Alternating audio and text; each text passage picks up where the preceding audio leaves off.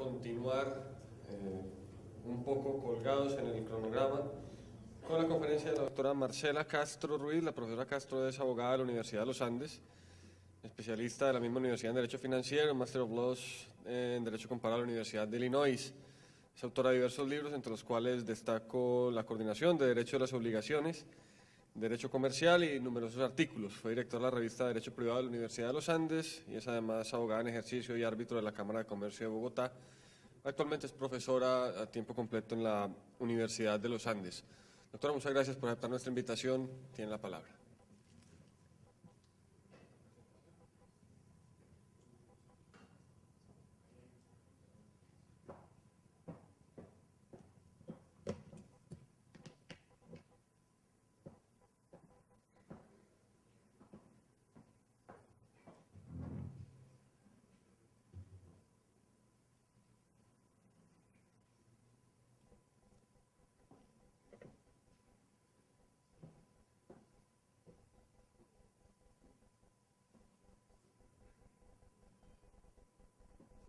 Muy buenos días a todos. Quiero agradecer de manera muy especial la cálida invitación y la bienvenida del instituto que me acoge hoy en día y acoge a varios profesores, académicos, expertos de varias universidades del mundo, cosa que creo que engrandece y enriquece muchísimo estas jornadas, y también el estudio de la responsabilidad civil como un fenómeno que interesa a todas las jurisdicciones. Evidentemente nos interesa el caso colombiano, pero aquí hemos visto que es un tema de alcance y de interés, podríamos decir, universal, y por ello su tratamiento, sus discusiones y el avance doctrinal que podamos encontrar es de sumo interés para nosotros como abogados y en el caso mío particular como académica en Colombia. Pues yo celebro mucho que sean 20 años, como decía ayer el profesor Sobrino, del 5-0, y que hoy también en el partido vayamos a, espero, consolidar la posición de la gloriosa selección para el Mundial. Eso sería realmente una celebración doble de 20 años memorables. En la Universidad de los Andes desde hace algún tiempo estamos preocupados con discutir el tema de la modernización del régimen de las obligaciones en general. Y obviamente pues es un tema extremadamente amplio, de un alcance, se dirían, demasiado ambicioso, y donde pues se enfrentan peligros de hacer reformas legislativas de profundo alcance, cuando en Colombia tenemos otras prioridades reales. Sin embargo, yo pienso que este es un debate que se tiene que dar, que se tiene que profundizar y que hay que aprovechar estos foros precisamente para revisar lo que nosotros tenemos y también a lo que aspiramos como régimen moderno y régimen adaptado a las circunstancias. Yo escogí para en particular, para esta ocasión, algunas cuestiones, y obviamente pues no es mi intención hacer una exhaustiva presentación de sistemas jurídicos ni cosas por el estilo ante un foro tan autorizado, pero sí, de título ilustrativo, hablar de algunas instituciones que son centrales a la responsabilidad, dejando por fuera necesariamente algunas otras para futuras discusiones y debates, y que nos lleven a pensar que realmente el contacto que debemos tener en estas reflexiones de modernización con otros sistemas jurídicos de nuestra misma familia de derecho civil y con la familia del common law y con instrumentos internacionales, pues se hace necesaria y muy propicia esta oportunidad. Quiero agradecer de manera especial pues al doctor Javier Tamayo, a Maximiliano Aramburo y a los miembros del instituto por este esfuerzo de la doctrina y de los antioqueños que han estado siempre a la vanguardia del derecho y muy en particular de estos temas de la responsabilidad civil. Y un agradecimiento particular a David Betancourt, que está aquí presente, no lo veo en este momento, que es un estudiante de EAFIT que está haciendo su pasantía en la Universidad de los Andes este semestre y que me ayudó de manera decisiva y muy juiciosa en la preparación de esta presentación. Le agradezco muchísimo y creo que fue realmente un apoyo fundamental. Aquí el título habla de modernización, es un título un poco, dijéramos, ambicioso, no esperen tanto, ¿sí? Pues va a ser realmente, como les digo, un muestreo muy reducido de algunos puntos en donde yo creo que es posible aprovechar experiencias y aportes de otras legislaciones, proyectos de legislación, instrumentos nacionales e internacionales, para que nos propongamos en algún momento avanzar en la discusión para que por lo menos en estos temas, y hay muchísimos otros, el avance y la modernización de la responsabilidad extracontractual, que es un tema que sé que está trabajando el doctor Maximiliano, modernización en muchas áreas donde nuestro Código Civil lo exige, pero definitivamente estos creo que son foros muy pertinentes para iniciar y poner a prueba las reflexiones que desde la universidad hacemos, porque estamos enseñando el tema de la responsabilidad civil, yo diría con criterios bastante tradicionales, y aunque hay que reconocer, sin querer zanjar en la discusión ayer planteada tan interesante del profesor ilustre Javier Tamayo sobre la función de los jueces, evidentemente no podemos entender el sistema de la responsabilidad civil en su estado actual si no hubiese sido por la labor incansable de la jurisprudencia, de los jueces, de los tribunales de apelación, de la Corte Suprema de Justicia en su sala de casación, del Consejo de Estado, y sería imposible enseñar y aprender el tema sin conocer la línea jurisprudencial tan importante que en distintos aspectos de la responsabilidad nos están dejando las Cortes. Pero la invitación en este momento es básicamente a reconocer esos avances, pero decir también que nos merecemos unos códigos y una consagración positiva mucho más directa, mucho más concreta y mucho más acorde con los nuevos tiempos. Entonces voy a arrancar y voy a procurar ser tan concreta y breve como exige el tema y el tiempo, pero con alguna dificultad por lo que realmente hay mucho que decir. En este tema de la modernización tenemos, y estas primeras afirmaciones, pues obviamente son cuestionables, pero las presento en todo caso. Nuestro régimen del Código Civil, nuestro régimen común de la responsabilidad, pues lo tenemos allí, se ha aplicado por mucho tiempo, pero el Código Civil no es un ejemplo de sistematización para organizar la materia de la responsabilidad civil contractual en Colombia. De allí, con base en las normas tradicionales del Código Civil francés, el chileno, nuestro código, en unos artículos sobre efectos de las obligaciones, particularmente algunos del régimen general a partir del artículo 1604 y algunas disposiciones particulares en contratos en particular, algunos regímenes especiales en contratos en particular, tanto en el Código Civil como de Comercio, tenemos un sistema de responsabilidad civil contractual que podríamos decir que podemos sobrevivir y podemos mantenernos con él porque el país ha funcionado durante mucho tiempo así y los jueces han hecho su buena labor de expandir y de interpretar más allá de lo literal de las normas. Sin embargo, mi posición es que este régimen común no es sistemático.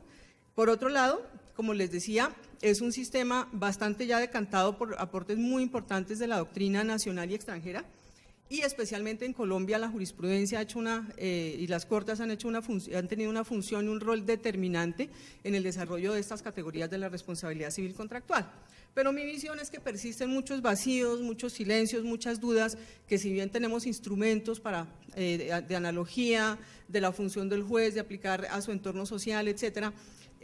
repito, que nos merecemos un sistema ya en este momento mucho más claro y mucho más explícito sobre la responsabilidad civil contractual.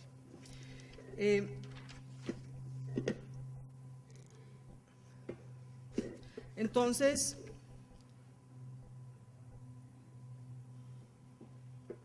para modernizar este sistema de responsabilidad civil contractual, yo voy a mencionar algunos posibles aportes que me parecen muy importantes y ya muy claros también, de algunas normas positivas nacionales e instrumentos internacionales vinculantes, hard law, que tienen todos ellos un sistema de responsabilidad civil, como les digo, porque es un problema universal, y algo que he llamado de manera demasiado amplia para aclarar que puede que no lo utilice yo en el sentido tan preciso, sofisticado y puntual como merece este auditorio tan importante de académicos y abogados, que he llamado en general soft law. Sabemos que soft law son instrumentos jurídicos no vinculantes, más persuasivos, y he mezclado ahí una serie de criterios distintos que puede que desde el punto de vista más refinado no lo sean, pero que yo lo llamo así porque no son vinculantes, pero sí para efectos de esta presentación constituyen, a mi juicio, algunos principios que pueden orientar y pueden enriquecer el estudio de las instituciones que voy a mencionar con el propósito de esa modernización. Dicho sea de paso, y se me olvidó en la introducción, pero entonces aquí paro un momentico, la invitación es también para que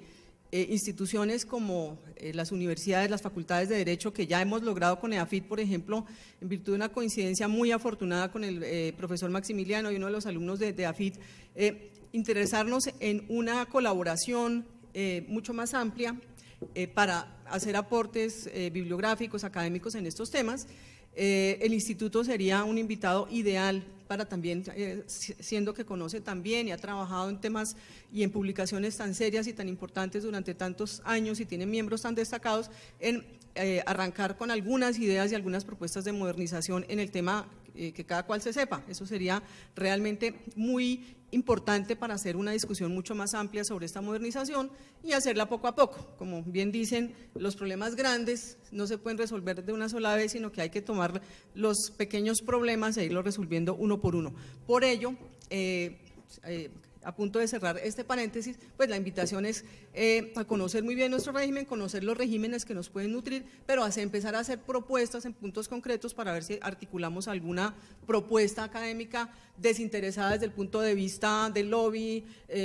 político, sino simplemente para lograr esa modernización. Y aquí cierro paréntesis, y también muy bienvenidos los profesores invitados y todas aquellas personas que realmente consideren del caso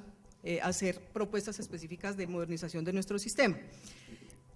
Entonces, les decía, mi intención es mirar aportes, algunos novedosos, otros no tanto, de derecho vinculante nacional, de instrumentos internacionales también, y algunos otros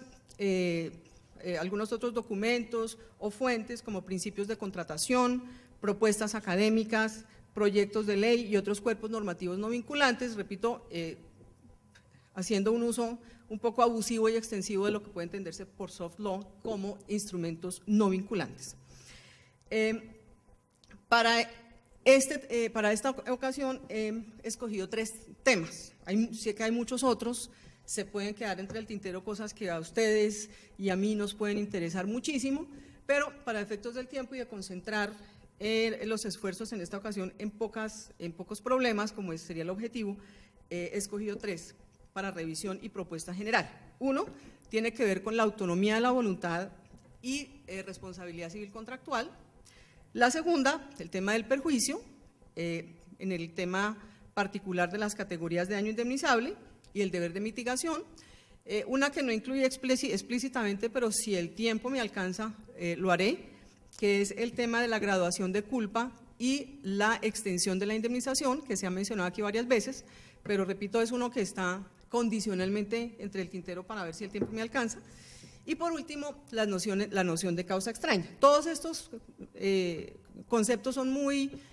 conocidos, son muy familiares, ustedes los conocen muy bien. No pretendo de ninguna manera repetir lo que ustedes ya saben,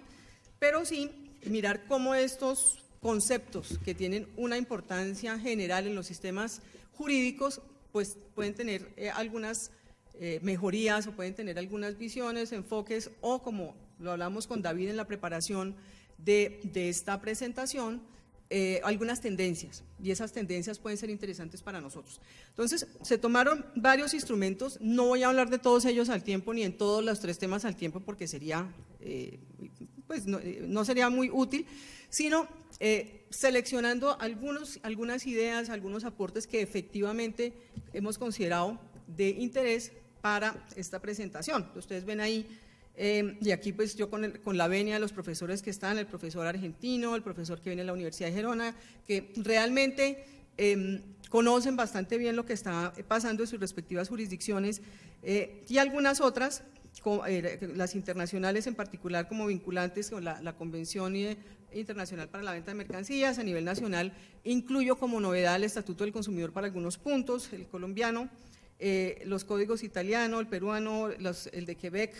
que también pues, es una provincia civilista de Canadá, el de Brasil recientemente expedido, recientemente hace unos 10 años, en algunos temas el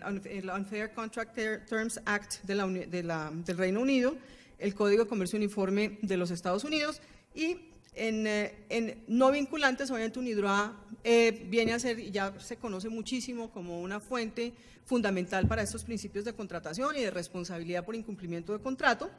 El proyecto un poco e injustamente olvidado del profesor Valencia Sea, que bastante novedoso y visionario en muchos temas que merecen modernización, proyectos de ley que no han tenido éxito y no han pasado finalmente a su estadio de vigencia en Colombia. El proyecto argentino, que le comentaba al profesor ayer, que venía vertiginosamente su trámite en el Congreso y ha tenido, y él me decía algo así como, venía a ritmo de caballo, ¿no? Y una parada de burro, ¿no? Entre comillas. Estamos muy pendientes de ese código. A mí personalmente me ha gustado mucho, me parece que trae cosas muy importantes, no así, aunque amo la samba y estoy aprendiendo portugués, el brasilero no me impresionó demasiado en estos temas particulares. Trae cosas buenas, pero el brasilero, que es tan reciente y hubiera podido aprovechar esa novedad y esa dificultad de aprobar una nueva legislación, pues me pareció bastante tradicional, me parece mucho más de avanzada el argentino y esperamos entonces con impaciencia lo que pase allí. Lo mismo en España, pero me decía también el profesor que viene de la Universidad de Gerona, el profesor Martín, que hay multiplicidad de proyectos. Yo conozco este en particular y obviamente habrá lugar para estudiar si hay nuevos instrumentos u otras novedades de jurisdicciones específicas para hacer planteamientos adicionales sobre estas tendencias. Y también los documentos académicos, en la medida que ha habido una preocupación y una conciencia muy grande en Europa, independientemente de su unificación y armonización legislativa por la Unión, una necesidad de unir temáticamente y de avanzar en los temas de contratación. Ustedes saben que ha habido esfuerzos académicos diversos, principios de derecho contractual europeo, con esta comisión precedida por el profesor Olelando, el Código Europeo de Contratos de Gandolfi y ahora el Draft Common Frame of Reference con el profesor von Bahr, que todos nos aportan diferentes cosas, algunos de ellos muestran tendencias muy concretas que nosotros podríamos aprovechar. Entonces arranquemos. El primer tema pues es muy amplio. Sé que, por ejemplo, el profesor Javier Tamayo es de los tratadistas y académicos que con mayor rigor ha tratado el tema. Ya también la jurisprudencia nos ha empezado a hablar con propiedad sobre el tema de las cláusulas de exoneración o limitación de responsabilidad del deudor incumplido. Nuestro Código Civil dice cosas tímidamente respecto de la posibilidad de que las partes celebren pactos que alteren los principios de la responsabilidad. Sabemos que en el 1604, en el 1616, en varias normas se habla muy tímidamente, pero no se sabe específicamente cuál es el alcance y los límites precisos de la autonomía de la voluntad para regular de manera voluntaria estos fenómenos. Pues lo que encontré y lo que encontramos en este tema, en varios códigos, es muy diciente de las tendencias. El Código peruano habla de la nulidad de estas cláusulas cuando hay dolo y culpa grave del deudor o de los terceros de quienes se valga. Y introduce un punto importante que tiene que ver con los contratos sometidos a condiciones generales, donde se habla de la que no son válidas si limitan o exoneran la responsabilidad de quien lo redacta. Es muy interesante en este código, que se repite en otros códigos también, la imposibilidad de limitar la responsabilidad del deudor contractual o de los terceros de los que se sirve el deudor, porque aquí se habla si el deudor es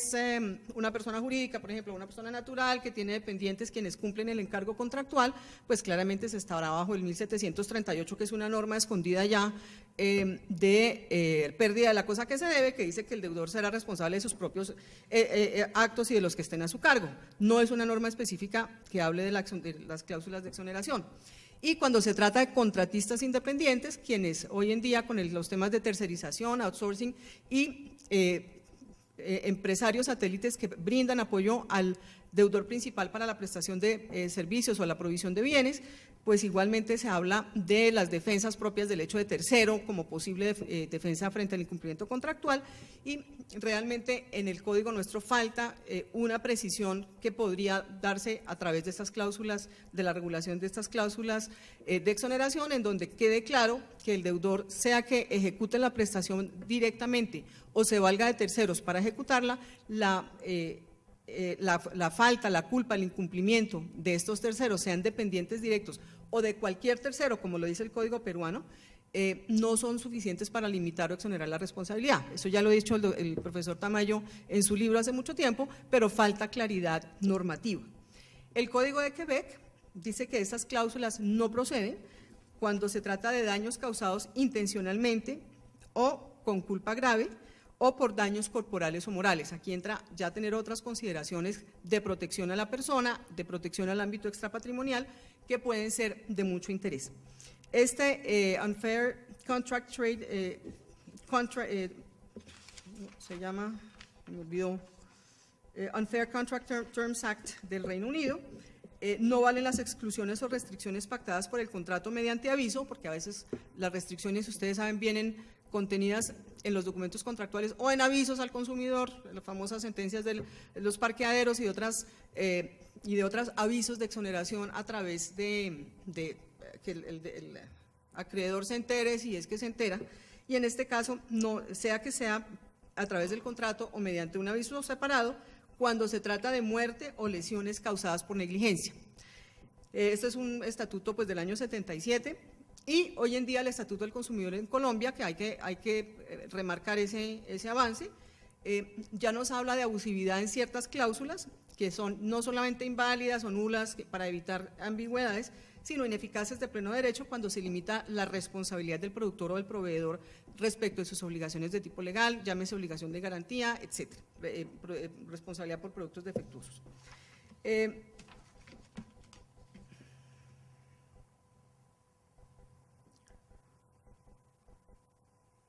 No sé dónde estoy. Ahí. Bueno,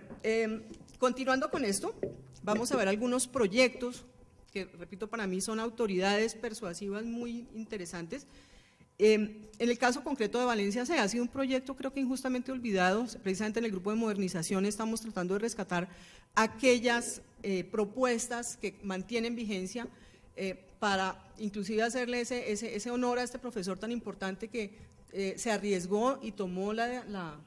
iniciativa de proponernos un código que hoy, obviamente después de más de 2 décadas merecería no solo un reconocimiento, sino una actualización y una revisión, pero rescatar muchas cosas buenas que tiene. Este profesor en su proyecto hablaba claramente de que no son válidas estas cláusulas si hay dolo o culpa grave o por daños a la vida, la salud, el cuerpo o los derechos de la personalidad o en contratos de adhesión, algo bastante, dijéramos, novedoso para el estado de la legislación en ese momento, un código de 1980, si no estoy mal, un proyecto de ley que ignoro las razones por las cuales no hizo curso en el Congreso finalmente, el decreto 90 del 2006, que adicionaba de manera muy prolija, no sé si eso afectó su viabilidad, era muy prolijo, un articulado muy extenso sobre estas cláusulas, adicionando el artículo 1604, donde dice que pues, las partes podrán pactar respecto a la forma como regulan su responsabilidad, y allí realmente se hacía todo un tratamiento de estas cláusulas con criterios similares a los que ya he planteado, la posibilidad de que se pacten algunas cosas entre las partes, asumiendo cada una de los riesgos que puede hacer, que puede recibir en esa distribución de riesgos del contrato, pero condenando a la invalidez cierto tipo de cláusulas que tienen que ver mucho con el dolo culpa grave, que tienen que ver mucho con los derechos de la personalidad, etcétera, los poderes que tendría el juez en un caso concreto para reconocer y excluir del contrato tales cláusulas. En el proyecto argentino, perdón, en el Código Europeo de Contratos, por ejemplo, se establece la nulidad del acuerdo que excluya o limite previamente la responsabilidad del deudor por dolo o falta grave. Se repite este patrón. En el argentino, igual a lo que sucede en Colombia hoy en día, no se entienden no escritas en el contrato de transporte cuando hay muerte o daños corporales, o sea, una norma particular para un contrato, pero en el sentido general serían inválidas si afectan los derechos indisponibles,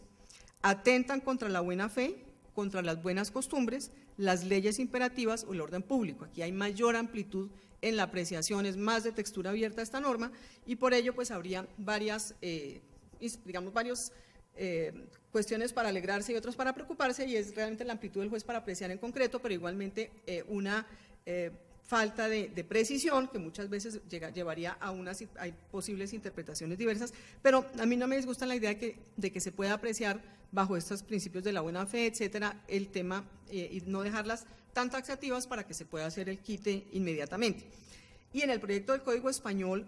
se consideran nulas si la responsabilidad procede del dolo y además se consideran abusivas cuando el predisponente en un contrato sometido a condiciones generales se exonera de la muerte del acreedor cuando hay dolo o culpa grave de los representantes o auxiliares del deudor, que tiene que ver también con este principio muy importante que habría que aclarar sobre la responsabilidad del deudor cuando se vale de personas dependientes, pero más específicamente de empresarios o contratistas independientes que van a estar prestando directamente o cumpliendo directamente la obligación que contrajo ese principal.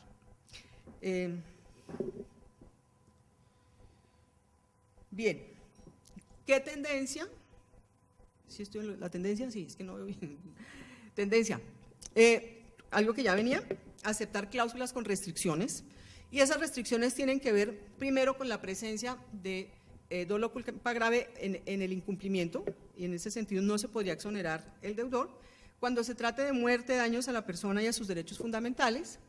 y tercero, cuando hay condiciones generales de la contratación, se habla de abusividad o presunciones de abusividad que ya tenemos en Colombia también con el Estatuto del Consumidor, y considerando mucho si es de empresario a empresario, si entre profesionales business to business o de empresarios a consumidores, del B2C, business to consumers, donde tendríamos unas restricciones y una mayor sospecha de abusividad en caso de cláusulas que pretendan excluir la responsabilidad de estos empresarios que han predispuesto sus condiciones.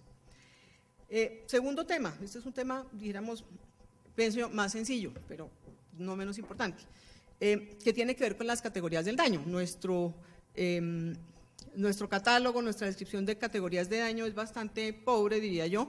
El Código Penal nos ha traído la adición de los perjuicios morales, la jurisprudencia nos ha traído el desarrollo de esta noción de perjuicios morales, en general perjuicio al ámbito extrapatrimonial de la persona, el daño a la vida de relación, antes los perjuicios fisiológicos, daño al proyecto de vida, pero en general una limitación a los perjuicios patrimoniales que hoy tenemos consagrados expresamente como daño emergente y lucro cesante. En las categorías de daño, pienso yo que no sobra, a pesar de que ya lo hemos podido hacer sin eso, pero no sobran unos esfuerzos de modernización, realmente traer una definición mucho más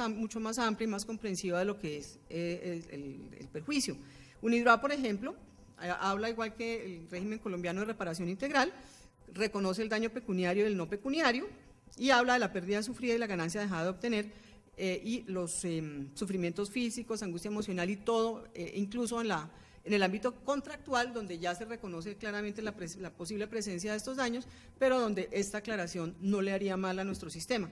El Código Europeo de Contratos, por su parte, también reconoce daño patrimonial y moral, incluso a las personas jurídicas, habla del futuro y del eventual como no indemnizable, digamos, hay una diferencia entre el futuro y el eventual, no es el virtual, y solamente en la medida en que esa posibilidad de daño se vaya concretando, entonces podría ese acreedor contractual reclamar esa responsabilidad.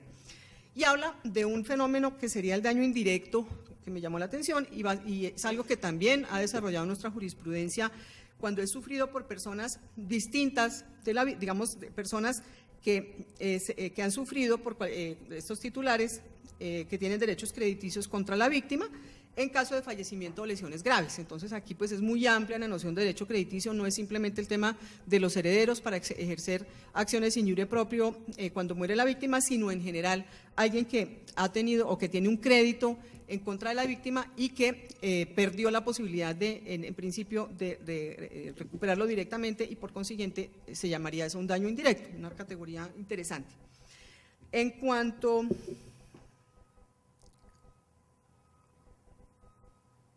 ¿se movió? Sí, se movió. En cuanto al Código Civil italiano, lo traigo aquí porque realmente es una codificación muy importante, como ustedes saben. Aquí, por su antigüedad, diría yo, del año 42, ya se reconoce daño patrimonial y no patrimonial, pero este último únicamente en los casos determinados por la ley. El peruano, que ustedes conocen bien, es un heredero muy fiel del italiano, pero más moderno, del año 84, habla del daño emergente y lucro cesante, como es lo tradicional en los materiales, y el daño moral sí en los casos en que haya sido rogado, no requiere ya una autorización legal, sino siempre y en el ámbito contractual expresamente se reconoce. En el Código de Quebec habla explícitamente de daño presente y futuro, daños corporales, daños materiales y morales, y en los materiales pues seguimos hablando de daño emergente y lucro cesante, lo mismo que el del Brasil, que aspiraba a que tuviera un poco más de iniciativa en esto, sigue reconociendo pues las pérdidas sufridas y las ganancias dejadas de obtener. Y en el código, el proyecto de español, igualmente se deja a la idea del perjuicio material. Sé que en España se reconocen perjuicios morales incluso en el ámbito contractual, y quiero que me corrijan si estoy equivocada, pero no habla demasiado, de manera más extensa sobre las categorías de daños. Y en el argentino se habla de daño emergente y lucro cesante, y aclara que es un beneficio esperado de acuerdo con la probabilidad objetiva de su obtención. Aquí ya hay criterios más específicos para el resarcimiento del daño futuro, y además incluye la pérdida de chance, que hemos conocido todos como pérdida de oportunidad, con unas características muy particulares. Aquí ya se reconoce, se reconocería en caso de aprobación y sanción de este importante proyecto, lo que ya la jurisprudencia ha venido elaborando desde la jurisprudencia francesa, nuestro Consejo de Estado, nuestra Corte Suprema. La tendencia que yo veo, ¿cuál es? Es un reconocimiento positivo de perjuicios en toda su amplia gama de materiales, de pecuniarios y no pecuniarios. No todos reconocen otras categorías como la vía de relación, etcétera, pero los morales sí, y obviamente, repito, pues los jueces han sido capaces de hacerlo sin necesidad de una consagración positiva, pero no les sobra a nuestro sistema una claridad en esta materia. Y la posibilidad de reclamar daños futuros bajo criterios de certeza y de probabilidad objetiva de ocurrencia, por lo cual no, pues cosa que no existe en materia explícitamente en Colombia, existe a nivel jurisprudencial desde hace mucho tiempo, pero esta tendencia también es clara en estos instrumentos. Aquí, frente a mitigación, ya en Colombia se ha hablado mucho, creo que no es un tema nuevo para nada. En materia de seguros, bien saben ustedes que se impone un deber para el que ha sufrido el daño de mitigarlo y de incurrir en los gastos razonables que haya para evitar su propagación, pero de resto a nivel general se habla de que hay un deber de buena fe y otras consideraciones en la relación contractual que obligan al afectado a detener la propagación del daño y ojalá evitar su extensión. Pero veo una tendencia muy clara en los instrumentos estudiados, diríamos que prácticamente en todos, UNIDROIT, en donde habla de que la no responsabilidad de la parte incumplida cuando el daño sufrido por el perjudicado no es reducido con medidas razonables, es decir, tendría que asumir parte del daño si hubiera tenido la oportunidad razonable y de buena fe de detener el daño o de evitar su propagación y no lo hizo. Esto, sin hacer mayores precisiones, se consagra en la Convención Internacional para la Venta de Mercancías, el Código de Quebec, el italiano, el peruano, el Draft Common Frame of Reference, en el Código Europeo de Contratos, en los principios de derecho contractual europeo, y también en decisiones judiciales, porque aquí se habla de common law, hay que decirlo, es un principio elaborado en hora buena por las Cortes en el sistema de precedentes del common law y recogidos también en muchas decisiones judiciales durante muchísimos años que obligan a la víctima también a ser prudente y a tomar medidas razonables. Y es un deber previsto, como era de esperarse, en estos nuevos proyectos, como el argentino y el español, a que me vengo refiriendo. En esto yo diría que es clara la tendencia y hay una explicación y hay una justificación bastante razonable para su inclusión en el régimen de responsabilidad civil contractual.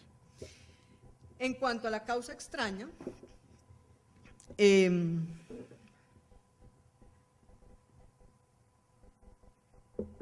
pues esta, diríamos, es una causal universal de exclusión de responsabilidad contractual y yo me atrevería a decir en todos los sistemas, pues unos con unas definiciones, otros con otras, porque pues bien sabemos que nadie está obligado a lo imposible y que la causa extraña liberatoria extingue las obligaciones contractuales del deudor y siempre y cuando pues cumplan estas circunstancias que generan esa imposibilidad, cumplen unas condiciones muy concretas. En Colombia sabemos que es exoneratoria la causa extraña para la responsabilidad contractual, donde el deudor se ha colocado en una situación ajena a su voluntad que le imposibilita el cumplimiento de manera definitiva, de manera no solo permanente sino absoluta, y allí pues habrá que mirar qué pasa con la obligación de la otra parte, pero en principio es de acuerdo con nuestra legislación, que es muy pobre también en el sentido en que solo trata de manera explícita la pérdida de la cosa como una manera de explicar la imposibilidad en general. Hay que hablar de la imposibilidad en todos los tipos de obligaciones, pero acá pensamos que es importante una regulación específica de la causa extraña en materia contractual. Si bien la fuerza mayor caso fortuito, la culpa exclusiva de la víctima o del acreedor, el hecho de un tercero que guarda causalidad adecuada en el 100% con el daño, son aceptados aceptadas como causales de exoneración tanto en la responsabilidad como contractual como en la extracontractual. Me parecería prudente que se establecieran unos principios particulares para la responsabilidad civil contractual para aclarar de una vez por todas cuáles son esas circunstancias que de manera excepcional, rompiendo el principio de la normatividad de los contratos, hacen que un deudor se exonere de ese vínculo contractual. Todas hablan de todos estos instrumentos y legislaciones, proyectos, etcétera, hablan del fenómeno a su manera, todas coincidentes en los puntos centrales, pero me gusta mucho que se han adoptado definiciones mucho más claras, creo que son producto de la experiencia y podríamos así superar parcialmente, porque pues todos los hechos son distintos, como dicen, los accidentes pasan, ¿cierto? Las tragedias, unas son evitables. Ayer el profesor argentino nos hablaba de la necesidad de evitar y de prevenir los daños y estoy totalmente de acuerdo, creo que tiene que haber una visión hacia allá, hacia la prevención, pero cuando los daños suceden, pues tener una claridad mayor de la que tenemos hoy en día, a pesar de que hay que reconocer lo que ha hecho la doctrina de la jurisprudencia para aplicar criterios generales a casos concretos que no son siempre, y yo diría son siempre muy difíciles de aplicar, apreciando las circunstancias. Estos instrumentos como UNIDROIT, la Convención Internacional para la Venta de Mercancías, este Draft Common Frame of Reference y miraremos otras, pero escogí estas tres, hablan de fuerza mayor como una excusa de una parte por el incumplimiento debido a un impedimento. A mí particularmente me gusta mucho esa expresión, un impedimento ajeno a su control que al momento de celebrar el contrato no cabía razonablemente esperar. Distingue también entre la imposibilidad o el impedimento temporal y el definitivo y el deber, y esto es una de las tendencias que voy a marcar al final, el deber de buena fe de notificar a la otra parte para que conozca la situación y cómo eventualmente llegar a solucionar. Puede ser por vía de cláusulas especiales en el contrato, como suele hacerse en el Common Law. En el Common Law la fuerza mayor se trabaja como una cláusula que las partes perfilan y moldean a su digamos, según sus necesidades y con la idea de distribuir sus riesgos en el contrato de manera razonable. En el Código italiano, también allí el deudor incumplido no debe la prestación o la indemnización si prueba que el incumplimiento fue determinado por imposibilidad de la prestación en general. Aquí en nuestro sistema, ustedes saben, y repito, se habla desde la pérdida de la cosa que se debe y de allí se deducen pues unas notables posibilidades analógicas de aplicar la causa extraña para todo tipo de obligaciones, dar, hacer. Algunos se preguntan si es posible hablar de la imposibilidad de las obligaciones de no hacer. El profesor Inestrosa ha tratado en sus libros esto de manera muy profunda, y ello se deriva de una causa que no le es imputable. Entonces el fenómeno de la no imputabilidad sigue siendo, o estar fuera de su control, sigue siendo obviamente un elemento central. Y también se habla se hace la distinción entre lo que es definitivo y temporal, para hablar en el caso de la temporal más de una suspensión del contrato. Eso se ve mucho en contratos complejos, en los contratos, por ejemplo, de la industria petrolera, que están muy diseñados a lo common law, en donde si hay impedimentos temporales el contrato no termina, hay deber de notificación y hay una suspensión hasta que se superen las consecuencias, la situación, y si esa situación se vuelve permanente, pues entonces ya tendríamos una causal definitiva y permanente y absoluta para la ejecución que exonera al deudor. Y hay otra serie de reglas de que las obligaciones pecuniarias en principio nunca se vuelven imposibles, o sea, una serie de reglas que podrían derivarse de una clara definición de este fenómeno. ¿Estoy bien? No, estoy mal. Ahí estaba yo, ¿sí? ¿Ustedes vieron esto antes? ¿Estaba bien? ¿No? No. ¿Cómo? Era lo que estaba diciendo antes, pero creo que no les mostré esto. ¿Eso fue lo que pasó? Entonces les repito. El código, los códigos, así en general, pues estos instrumentos internacionales y el Código italiano, lo que les acabo de decir.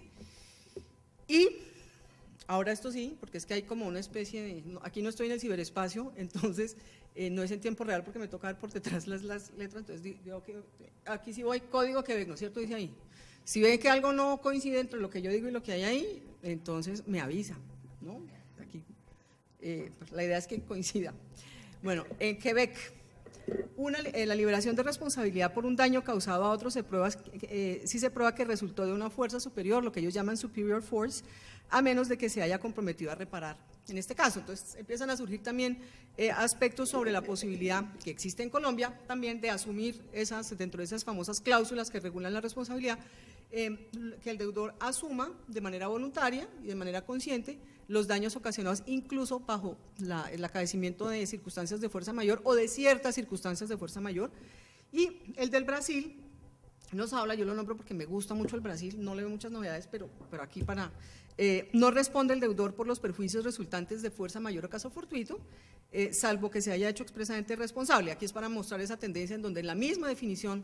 de fuerza mayor caso fortuito y en el mismo tratamiento se abre una posibilidad explícita de que las partes pacten al respecto y que el deudor asuma mayores o menores riesgos. Y se define la fuerza mayor caso fortuito como hechos en general, no se habla mucho de imprevisible y irresistible, sino hechos cuyos efectos no era posible evitar o impedir. Y finalmente, no sé si algo que quedó, algo del código, el UCC, abajo, UCC, ¿quedó? ¿Sí? Gracias. Para ver si están poniendo atención. El Código de Comercio Uniforme habla de un criterio en el capítulo de la venta de bienes que se llama la Commercial Impracticability, que es la impracticabilidad comercial, que es una categoría del Common Law un poco diferente a lo que nosotros, civilistas un poco más rígidos, hablamos de causas o imposibilidades absolutas permanentes. Aquí tiene que ver más, sí, con una situación sobreviniente, una situación grave, donde prácticamente la economía del contrato se pierde y no es practicable salvo esfuerzos demasiado que no sean comercialmente razonables para rescatar el contrato y ponerlo otra vez en su sendero. También se habla de que no es simplemente una mayor onerosidad que nos llevaría a otros escenarios, a otras teorías de ajuste económico del contrato, sino de una impracticabilidad comercial con otras consecuencias que pueden llevar incluso a la terminación del contrato. Ahora, En materia de proyectos, ¿sí? Dice proyecto español, dice, no será responsable el deudor de los daños y perjuicios causados por el incumplimiento cuando, aquí dice ya una transcripción más extensa, no quería hacer transcripciones, pero me pareció mejor hacerla fiel para enfatizar en unos elementos que me parecen bien claros. Cuando el incumplimiento obedezca a un impedimento, y repito, esta palabra es muy constante en todos estos instrumentos y legislaciones, un impedimento ajeno a su voluntad y extraño a su esfera de control. A mí me gusta mucho más esa objetividad de lo imprevisible ¿no? Que de acuerdo con el contrato, la buena fe y los usos no le corresponde al deber de prever el impedimento. Aquí se habla algo de prever, pero tiene que ver más con la posibilidad objetiva y razonable de prever que con la discusión colombiana de vieja data de si es lo absolutamente imprevisible, si es lo imprevisto, como dice el artículo 64, y es lo que un deudor en las mismas circunstancias no hubiera previsto, o prever el impedimento, evitarlo o superar sus consecuencias. Aquí se habla que ya es con un contenido y un contexto mucho más claro, más limitado, que es el de la, como un estándar un poco más objetivo. Y el deudor, igualmente, cuando conozca la ocurrencia de estas circunstancias, deberá notificar sin demora a la otra parte y será responsable de los perjuicios que genere no haberlo notificado. Y define como sinónimos, aquí lo hemos hecho a nivel jurisprudencial, pero sin embargo el Código sigue hablando a veces de fuerza mayor, a veces de caso fortuito, y aquí se asimila legislativamente estas expresiones muy tradicionales de los códigos civiles, y consiste en un hecho que no ha podido ser previsto o que habiendo sido previsto no ha podido ser evitado. La imposibilidad no debe ser imputable al obligado. Entonces creo que trae una definición bastante comprensiva de todas estas cuestiones y que soluciona con esa concepción de imposibilidad sobrevenida, objetiva, etcétera, y acoge definiciones que ya la doctrina han venido y la jurisprudencia han venido moldeando, pero que lo hace a nivel legislativo, diría yo, con bastante éxito, a mi juicio. ¿Cuál es la tendencia acá? La tendencia es a hacer definiciones más amplias y más claras. Se menciona impedimentos sobrevinientes ajenos al control del deudor. No se centra necesariamente en el análisis de si era humanamente imprevisible, imprevisto o que no se previó específicamente, sino en una razonabilidad en considerar el impedimento de celebrar el contrato. El deudor puede asumir responsabilidades aún en esos casos de fuerza mayor, caso fortuito. Se determinan los efectos de la imposibilidad parcial y de la temporal, no solamente la total y la definitiva, y el deber de notificación se erige como un deber fundamental para lograr el reconocimiento de esta causal de exoneración. Tranquilos que ya casi. Yo no sé si estoy bien de tiempo, creo que sí. Pero bueno, si me sobra tiempo, pues aquí tengo otras cosas para contarles.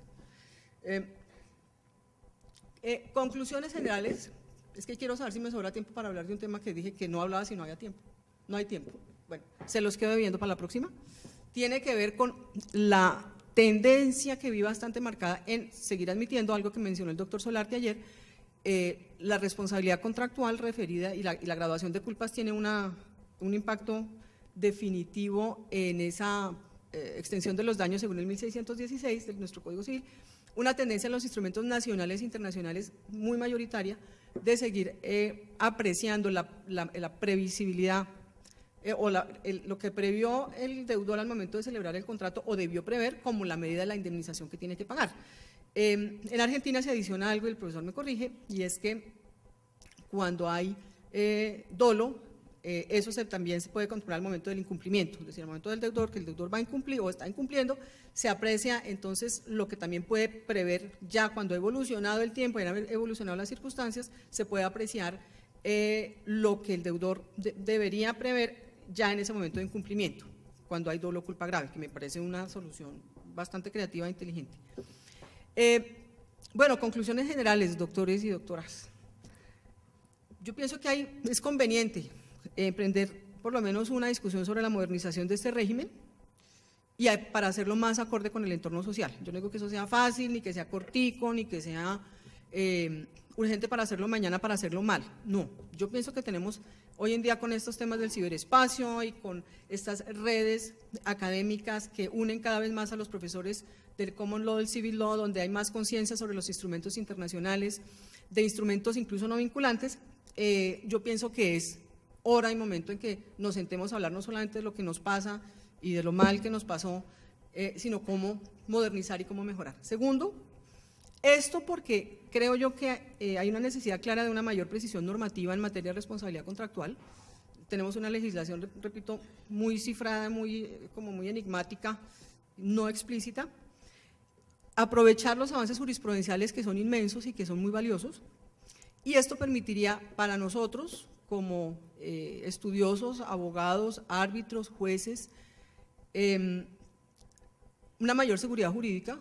de la predictibilidad de las soluciones y ojalá una armonización legal con sistemas que tienen y reconocen algunas de estas, o todas estas, porque vemos que son problemas comunes en los sistemas, algunas soluciones mucho más acordes y mucho más acomodadas para que los ciudadanos y quienes tienen el deber de administrar justicia, pues puedan tener reglas más ciertas. Les agradezco mucho su atención. Espero que haya dejado en ustedes algunas ganas de participar en proyectos de modernización. La Universidad de los Andes está muy empeñada en ello, es un esfuerzo lento, pero ojalá muy seguro, y ratificar y reiterar mi agradecimiento al Instituto por esta oportunidad que me dio de plantear estas ideas que hemos venido trabajando en el seno de este grupo de modernización. Muchísimas gracias.